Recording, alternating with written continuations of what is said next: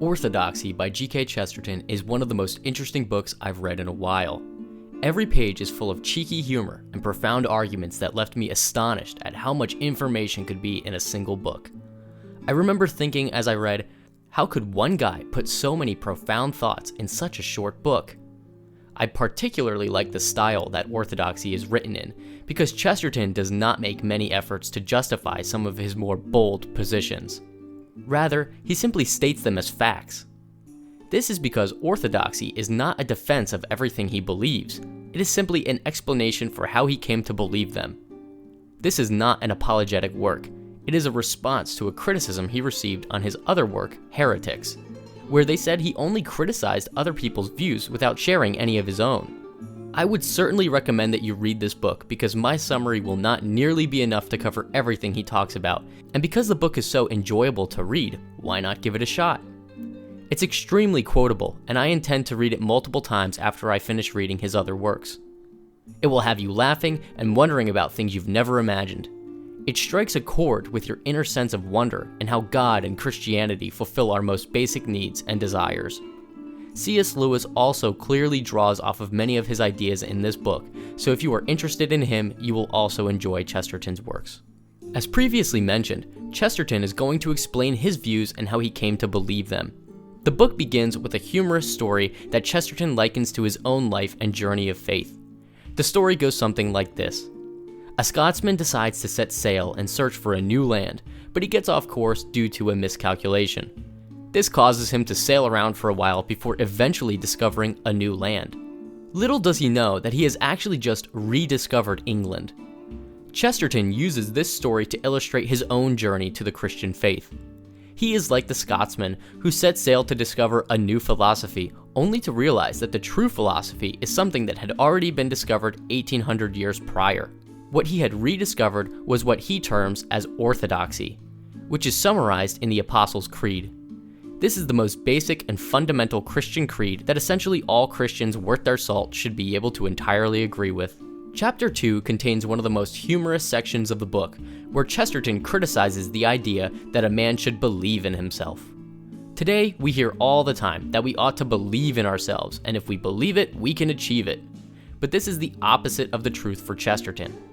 He says that a man who believes in himself will most certainly fail, and that self-confidence is not only a sin, but a means to utter failure. Original sin is the culprit for why we should not believe in ourselves. If mankind is tainted by failure and sin, then the last thing we should trust in is man. This idea spills over into another idea in the book about how someone goes insane. We often think that a person goes insane when they have lost their mind, but this is not true. Chesterton says a man has lost his mind when he has lost everything except his mind. What does he mean by this? Well, it's simple actually. A madman is not someone who has lost all faculties of logic and reason. A madman is someone who has lost everything except for reason. We often think of insane people as living in a world of imagination, but it's quite the opposite. They are living in the real world guided solely by their reason. If you tried hard enough, you could reason yourself into some crazy places. We see it happen all the time. Descartes was able to reason himself into complete distrust of all reality. I could logically convince you that you should kill unwanted infants, or that certain races should be exterminated. It's quite simple to do, and can only happen through reason. There are actually many examples of people who were very logical who went mad. Nietzsche is one example Chesterton uses. But he says that the ones who train their imagination rarely go mad. He compares those who have too much logic with poets. Poets don't go mad. Mathematicians, logisticians, and chess players do. Bobby Fischer is one example that comes to mind. He convinced himself that he was being spied on constantly through his own logic, and he went mad over it. Chesterton says, the poet only asks to get his head into the heavens. It is the logician who seeks to get the heavens into his head, and it is his head that splits. Mankind cannot survive on reason alone. We need mysticism as well. This is where Christianity comes in. A common thread throughout the book is that Christianity satisfies two base desires in a human. The first being security, and the second being strangeness or mystery. God has revealed enough for us to be secure in Him and His promises, but not so much that we feel as though we can know everything. This creates a sense of romance between us and God, because we can count on Him in our times of need, but we also have a sense of awe and reverent fear towards Him. He is mysterious to us because He is holy or set apart from us. Another idea that Chesterton conveys is the idea that mankind today is becoming incapable of knowing anything at all. He uses humility to illustrate this point.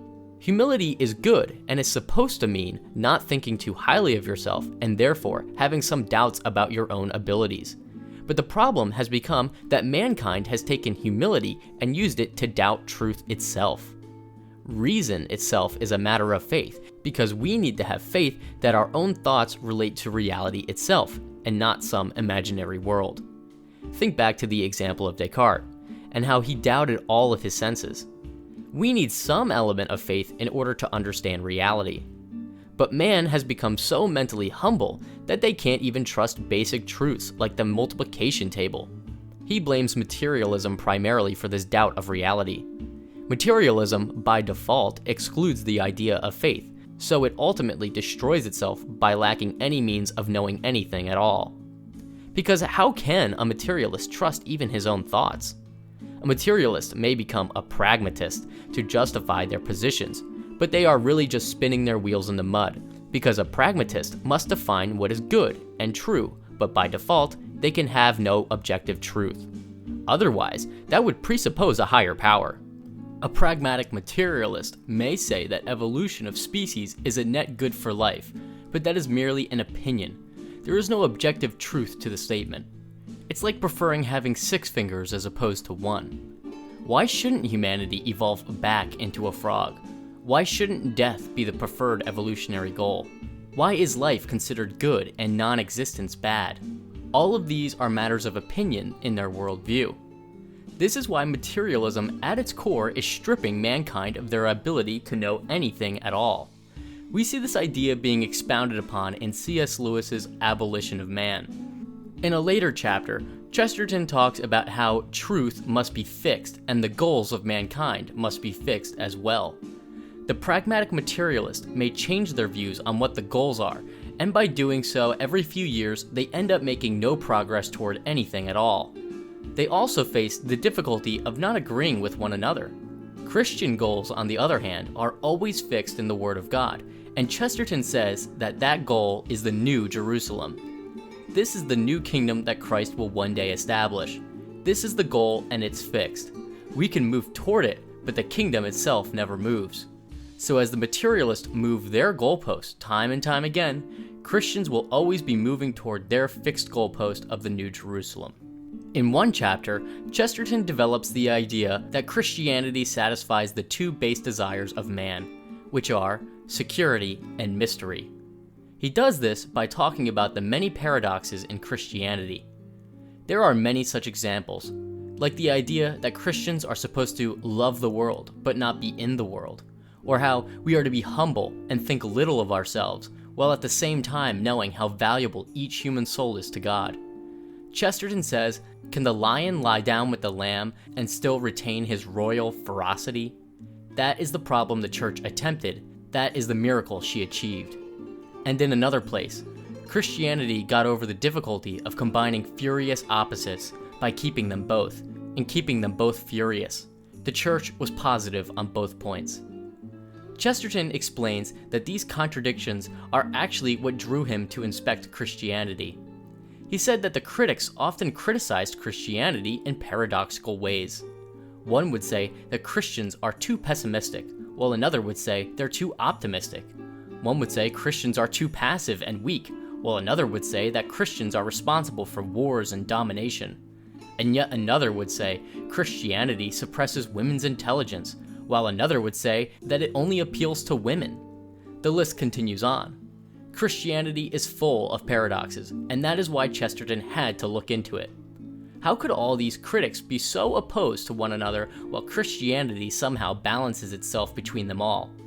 He summarizes this when he says, perhaps, in short, this extraordinary thing is really the ordinary thing, at least the normal thing.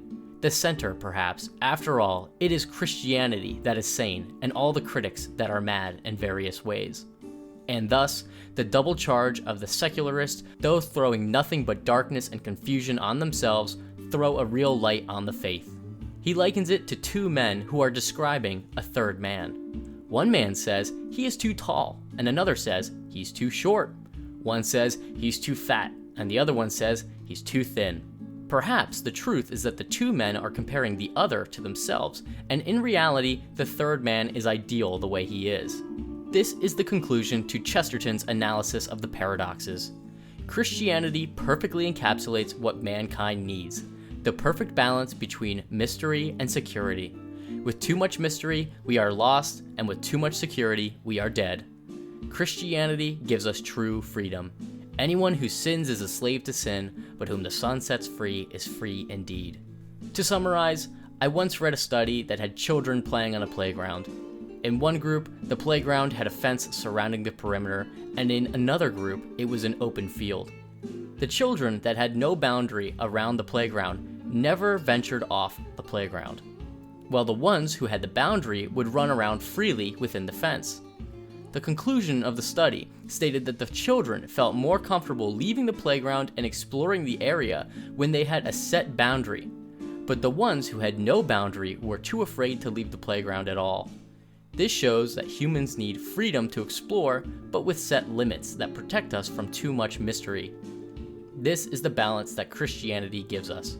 Well guys, I hope you enjoyed this summary. As I said before, I had to leave out many of his ideas because of how dense the book is. I highly recommend picking it up and reading it for yourselves. I can guarantee you'll enjoy it. Thanks for watching, and see you in the next one.